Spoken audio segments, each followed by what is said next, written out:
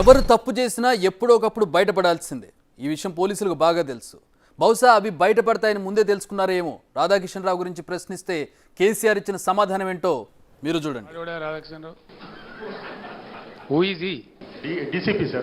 నాకు తెలియదు, నీకు అంత తెలుసా? నీకు ఆయన రాష్ట్రంలో 100 మంది డీసీపీలు ఉంటారు, వాడు కూడా ఒక్కరి పేరు పట్టుకుని ఉన్నాను, నాకు అర్థం కాదు. సో అది నిజంగానే కేసీఆర్కు రాధాకిషన్ రావు ఎవరో తెలియదా? తెలియకుండానే రిటైర్ అయిన వ్యక్తికి 2 సార్లు ఎక్స్టెన్షన్ ఇచ్చారా ఓఎస్డీగా? వరుసగా అరెస్టులు జరుగుతుండడం, ప్రభాకర్ రావు తిరిగి వచ్చిన తర్వాత తన పేరే చెబుతారన్న భయంతోనే కేసీఆర్ ఇలా అబద్ధం ఆడినట్టు దీన్ని చూసిన ఎవరికైనా అర్థమైపోతుంది. తన కోసం రిస్క్ చేసిన వాళ్ళ పట్ల కేసీఆర్కు విశ్వాసం లేదేమో కానీ కేసీఆర్ తమకు చేసిన సాయం పట్ల మాత్రం రాధాకిషన్ రావు చాలా విశ్వాసంతో ఉన్నట్టుగా మనకి ఆ కన్ఫెషన్లో కనపడుతుంది. కావాలంటే ఆ స్టేట్మెంట్ మరొకసారి చూద్దాం. ఆయన ఇచ్చిన స్టేట్మెంట్లో మనం ఇందాక చూసాము. ఆయన స్టేట్మెంట్ మొత్తం కూడా పెద్ద ఆయన అనే పదం వాడుతూ ఉన్నారు. కేసీఆర్ అనే పదాన్ని చాలా తక్కువగా వాడుతూ పెద్ద ఆయన అనే అక్కడ ఆయన మాట్లాడే తీరులో కన్ఫెషన్లో కూడా ఆయన రెస్పెక్ట్ను చూపిస్తూ ఉన్నారు. లాస్ట్లో మనం చూడొచ్చు, I owe a lot to Peddaina who had reappointed me 2 times and posted in city task force after my retirement in 2020. Retire అయిన తర్వాత కూడా ఆయన నన్ను 2 సార్లు ఎక్స్టెండ్ చేస్తూ రిక్రూట్ చేసుకున్నారు. దానికి నేను రుణపడి ఉంటాను కాబట్టి ఈ కేసుకు సంబంధించిన వివరాలు ఏవి ఫర్దర్గా నేను చెప్పను. ఆయన లాస్ట్లో ఆయన రుణాన్ని ఆయన ఎలా రుణపడి ఉన్నానో కూడా తెలియజేస్తూ చెప్పారు. ఆయనేమో అంత రుణపడి ఉన్నానంటూ కృతజ్ఞతాభావాన్ని చూపిస్తూ ఉంటే ప్రెస్ మీట్లో కేసీఆర్ ఏమో ఆయన తీసి పడేశారు. సో ఈ ఫోన్ ట్యాపింగ్ వ్యవహారం అంతా కూడా ఫామ్ హౌస్లో ఎమ్మెల్యేల కొనుగోలు వ్యవహారంతో మనకి లింక్ అయి ఉంది. సో ఆ రోజు ఫామ్ హౌస్లో ఏం జరిగింది, ఎమ్మెల్యేల కొనుగోలు వ్యవహారంలో ఏం జరిగిందో ఒకసారి సీన్ బై సీన్ మనం చూసే ప్రయత్నం చేద్దాం. సో అక్టోబర్ 26, 2022 ఏదైతే కన్ఫెషన్లో మనకి ఉందో మనం ప్రస్తుతం చూస్తున్న 26వ తేదీ 2022 ఈ స్పై కెమెరాలు ఎస్ఐబి సమకూర్చినటువంటి స్పై కెమెరాలో రికార్డ్ అయినటువంటి విజువల్స్లో మనం చూడొచ్చు. కొనుగోలు చేయడానికి వచ్చినటువంటి బీజేపీ నుంచి వచ్చినటువంటి వాళ్ళు, అలాగే బీఆర్ఎస్ ఎమ్మెల్యేలు రామచంద్ర భారతి ఫరీదాబాద్ నుంచి, ఈయన స్వామి సింహయాజీ తిరుపతి నుంచి, నందు మీడియేటర్గా ఉన్నారు. మిగతా 3 ఎమ్మెల్యేలు బీఆర్ఎస్ నుంచి పైలట్ రోహిత్ రెడ్డి కావచ్చు, గువ్వల బాలరాజు కావచ్చు, బీరం హర్షవర్ధన్ రెడ్డి, అలాగే రేగా కాంతారావు, ఈ 4 ఎమ్మెల్యేలు అక్కడ ఉన్నారు. సో ఆ రోజు ఇదంతా ఈ వ్యవహారం అంతా కూడా జరిగింది.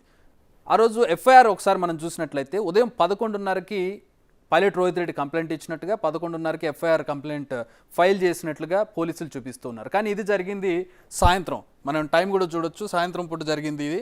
సో ఈ సాయంత్రం జరిగిన దానికి పొద్దున ఎఫ్ఐఆర్ ఎట్లా ఫైల్ చేశారనే దాని మీద అనేక అనుమానాలు ఉన్నాయి. సో దీన్ని ఫ్యాబ్రికేట్ చేసి ఉదయం జరిగినట్టుగా, సరే ఉదయమే ఎఫ్ఐఆర్ ఫైల్ చేశారు అనుకుందాం. రూల్ ప్రకారం ఏం చేయాలి, ఎఫ్ఐఆర్ ఫైల్ చేసిన తర్వాత వెంటనే సోదాలు చేయాలి. ఒకవేళ ఇక్కడ ఎమ్మెల్యేల కొనుగోలు వ్యవహారం లంచాలు ఇవ్వడం జరుగుతుంది అనుకుంటే అది ఏసీబీ యాంటీ కరప్షన్ బ్యూరోకి కంప్లైంట్ ఇవ్వాలి పోలీసులు. అది చేయలేదు, ఉదయాన్నే రైడ్స్ చేయలేదు, సాయంత్రం వరకు వెయిట్ చేసి సాయంత్రం చేశారు. సో ఇది అక్టోబర్ 26న జరిగినటువంటి తతంగం. అరెస్టులు జరుగుతున్నటువంటి దృశ్యాలను కూడా మనం చూస్తున్న ఆ రోజు ఫామ్ హౌస్ దగ్గర కొన్ని ఛానల్స్తో ఆ రోజు అక్కడికి వెళ్ళి జరిగినటువంటి సంచలనం ఆ రోజు మనం చూసాం. సో నెక్స్ట్ 27వ తేదీన ఏం జరిగిందో ఒకసారి చూద్దాం. అంటే అరెస్ట్ జరిగినటువంటి నెక్స్ట్ డే నిందితులు రిమాండ్ రిజెక్ట్ చేశారు న్యాయమూర్తి. అరెస్ట్ చేసి తీసుకువెళ్ళి శంషాబాద్ రూరల్ పోలీస్ స్టేషన్లో 24 గంటల పాటు ఉంచారు. అరెస్ట్ చేసిన తర్వాత వెంటనే కోర్టులో ప్రొజెక్ట్ చేసే అవకాశం ఉన్నప్పటికీ కూడా 24 గంటల పాటు వీళ్ళందరినీ కూడా పోలీస్ స్టేషన్లో ఉంచారు. పోలీస్ స్టేషన్లో ఉంచి సాయంత్రం వనస్థలిపురంలో జడ్జ్ మెజిస్ట్రేట్ ముందుకు ఆయన ఇంట్లో వీళ్ళని ప్రవేశపెట్టడం జరిగింది. ఆయన ఏం చెప్పారంటే, ఇక్కడ అవినీతి నిరోధక చట్టానికి సంబంధించి కేసులు పెట్టారు, కానీ అక్కడ డబ్బు ఏమి దొరకలేదు. ఇక్కడ కొసమెరుపు ఏంటంటే ఆ రోజు చేసిన రైడ్లో 100 కోట్ల వ్యవహారం జరిగిందని చెప్పి కంప్లైంట్ ఇచ్చాడు పైలట్ రోహిత్ రెడ్డి, కానీ ₹1 కూడా అక్కడ దొరకనటువంటి పరిస్థితి. సో ఇక్కడ డబ్బు ఏమి దొరకని సందర్భంలో అవినీతి నిరోధక చట్టం కింద కేసులు ఎలా పెడతారు? పైగా పెట్టిన సెక్షన్స్ అన్నీ కూడా 7 ఏళ్లలోపు జైలు శిక్ష పడే కేసులే కాబట్టి 41 CRPC ప్రకారం వీళ్ళందరికీ నోటీసులు ఇవ్వలేదు. సో రిమాండ్ను రిజెక్ట్ చేస్తున్నానంటూ న్యాయమూర్తి ఆ రోజు ఉత్తర్వులు జారీ చేశారు. సో ఆ రోజు రిమాండ్ రిజెక్ట్ చేయడం జరిగింది అక్టోబర్ 27న. సో నెక్స్ట్ మనం చూసినట్లయితే అక్టోబర్ 28 ఆ very next day 2 TV channels, ప్రధానమైనటువంటి టీవీ ఛానల్స్లో, ఇక్కడ దీన్ని మీరు చాలా కీలకంగా గమనించాలి, 2 టీవీ ఛానల్స్లో ఫోన్ కాల్ రికార్డింగ్స్ ప్లే అయ్యాయి. ఆ తర్వాత మిగతా ఛానల్స్కి వెళ్ళాయి, అది వేరే విషయం. సో ఆ 2 టీవీ ఛానల్స్లో ప్లే అయినటువంటి ఫోన్ కాల్ రికార్డింగ్స్ మనం చూస్తున్నాం. మనకి ఆడియోస్ కూడా అవైలబుల్ ఉంటాయి. ఇక్కడ ప్లే అయినటువంటి 2 ఆడియో కాల్స్లో ఒకదాని మీద చాలా కీలకమైనటువంటి అనుమానాలు మనకు కనబడుతూ ఉంటాయి. ఒకటేంటంటే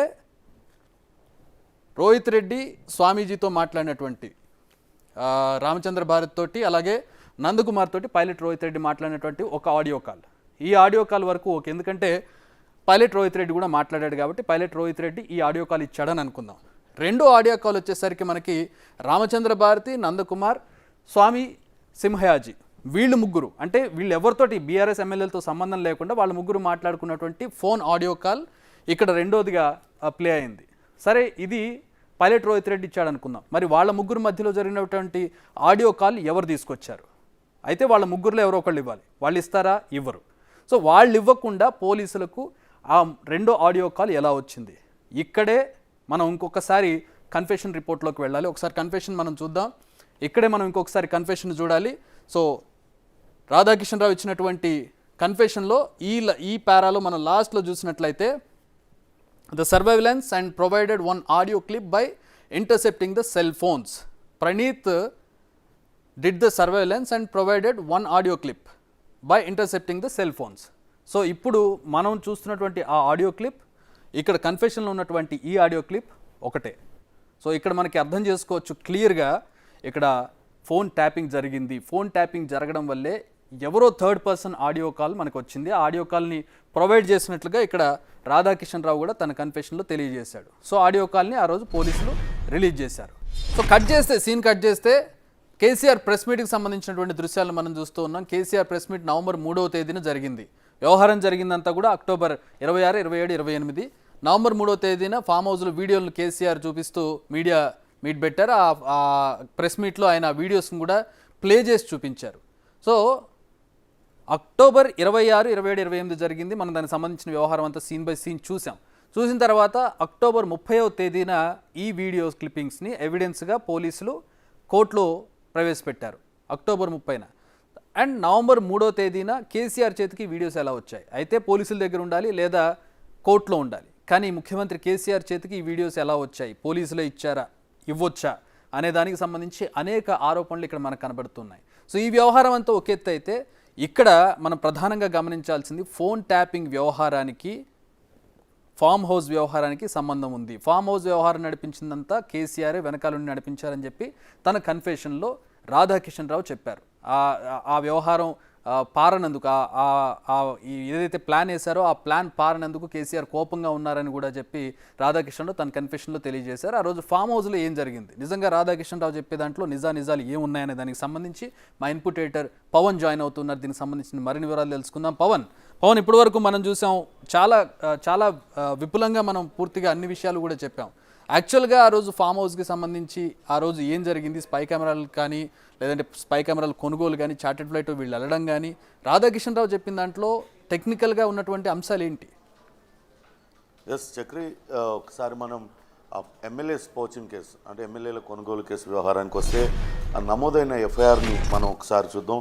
26వ తారీఖు 10వ నెల అంటే అక్టోబర్ నెలలో 2022, 26 తారీఖున ఈ ఎఫ్ఐఆర్ నమోదు చేశారు. ఈ ఎఫ్ఐఆర్ ప్రకారం తాండూరు ఎమ్మెల్యే పైలట్ రోహిత్ రెడ్డి ఆ రోజు ఉదయం 11:30 పోలీస్ స్టేషన్కి వచ్చారు. ఆయన స్వహస్తాలతో ఒక టైప్ చేసిన కంప్లైంట్ను కూడా ఆయన పోలీసులకు ఇచ్చారు. అందులో చాలా స్పష్టంగా డేట్లు కూడా ఆయన మెన్షన్ చేశారు.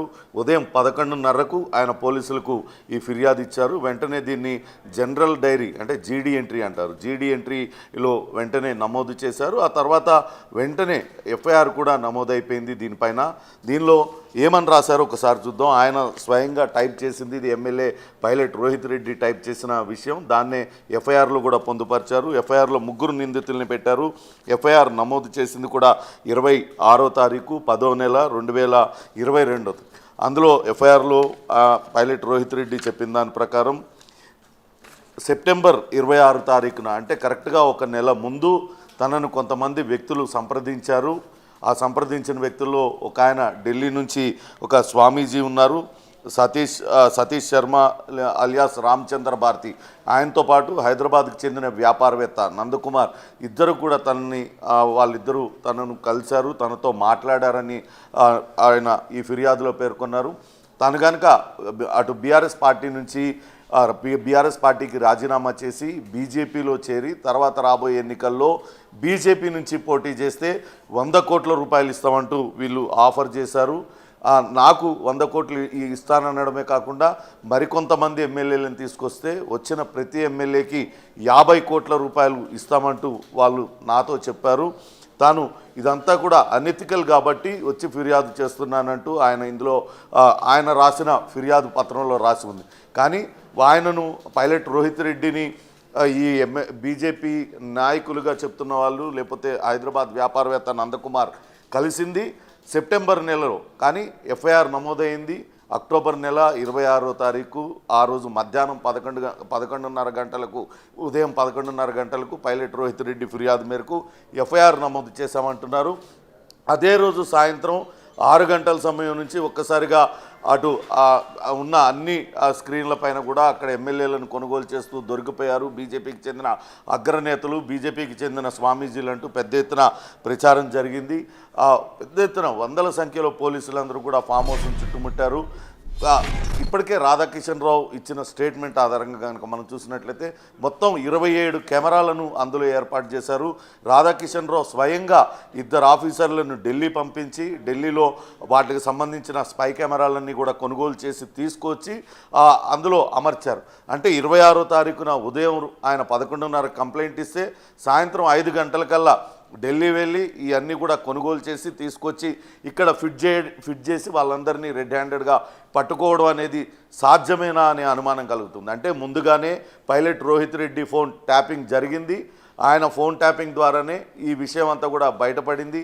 కొంతమందితో ఆయన పార్టీ మారాలనుకుంటున్నాడనే విషయాన్ని బయటపడిన తర్వాతే పైలట్ రోహిత్ రెడ్డిని ఆయన ప్రగతి భవన్కి పిలుచుకొని ఆయన్ని బెదిరించి ఖచ్చితంగా ఇకపై నేను చెప్పినట్లుగా చేయాలి, ఖచ్చితంగా ఈ కేసులో బీజేపీ అగ్రనాయకులు కనుక మనం పట్టుకున్నట్లయితే అటు బీజేపీ మెడలు వంచవచ్చు. ఇప్పటికే 2 ఎలక్షన్లు అప్పటికే 2 ఉప ఎన్నికల్లో గట్టి దెబ్బ బీఆర్ఎస్కి తగిలింది. అటు దుబ్బాక ఉప ఎన్నికల్లో రఘునందన్ రావు విజయం సాధించారు. హుజూరాబాద్ ఉప ఎన్నికలో ఈటెల రాజేందర్ విజయం సాధించారు. మునుగోడుకు కూడా ఉప ఎన్నిక వచ్చింది. అప్పట్లో ఇప్పుడు ప్రస్తుత కాంగ్రెస్ ఎమ్మెల్యే మునుగోడు ఎమ్మెల్యే కోమటిరెడ్డి రాజగోపాల్ రెడ్డి ఆయన బీజేపీలో చేరి బీజేపీ నుంచి పోటీ చేస్తున్నారు.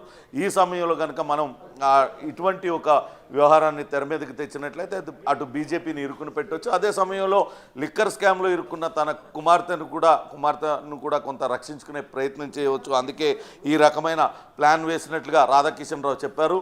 ఇప్పుడు మన ఎఫ్ఐఆర్లో కనుక చూస్తే అది రాధాకిషన్ రావు చెప్పి ఈ ఎఫ్ఐఆర్ అంతా కూడా అబద్ధాల పుట్టగా మనకు తేలిపోతుంది. ఎందుకంటే ఉదయం 11:30 గంటలకు ఆయన ఫిర్యాదు చేశారు.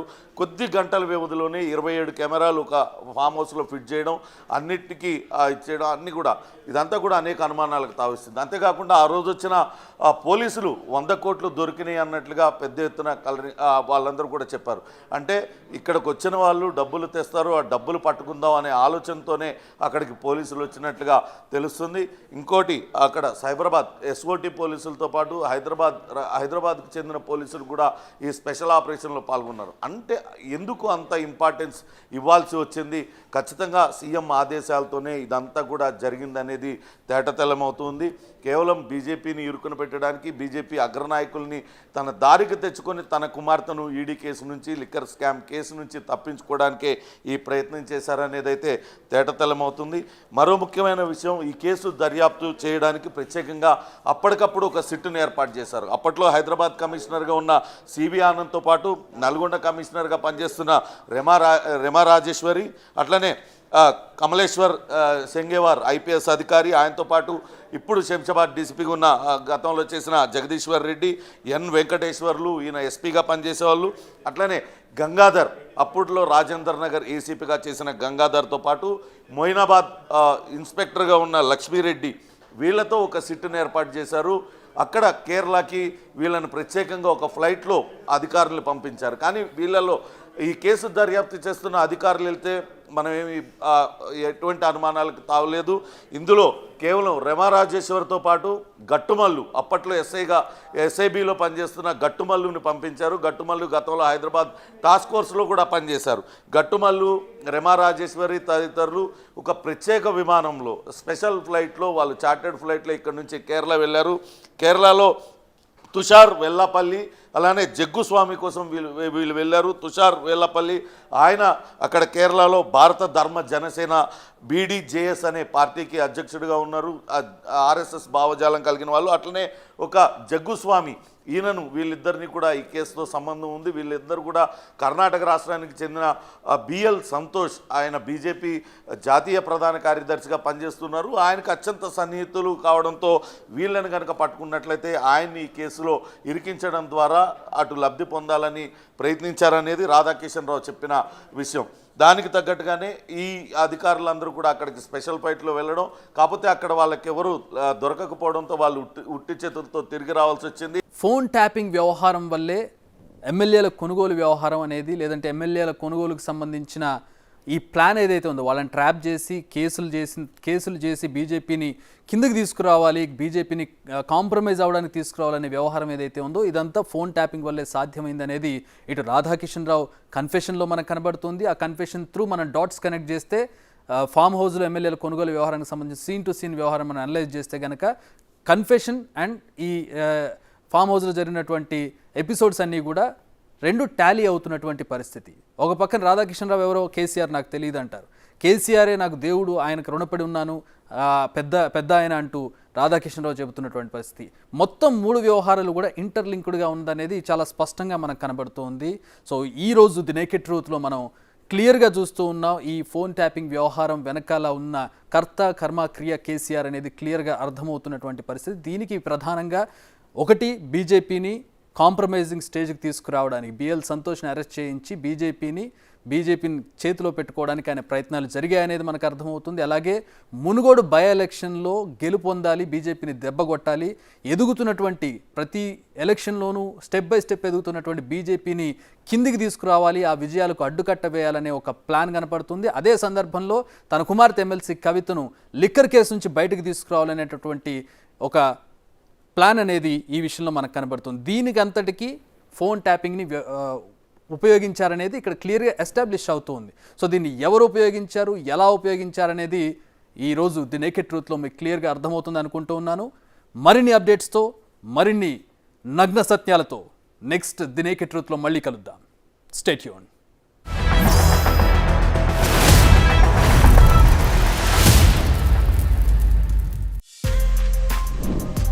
For more videos like this, subscribe Big TV channel.